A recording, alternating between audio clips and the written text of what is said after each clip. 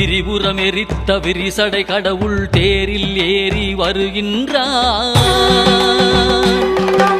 திருவண்ணாமலை சோதிவானவன் திருவடி பதித்து வருகின்றான். அருளுரு ஆயிரம் காட்டிய நாதன் அம்மையப்பனாய் வருகின்றான். கைலை மேவிய உமையொரு பாகன் அருளை வாரி தருகின்றான். அண்ணாமலையான் வருகின்றான், அருளை வாரி தருகின்றான். அண்ணாமலையான் வருகின்றான், அருளை வாரி தருகின்றான்.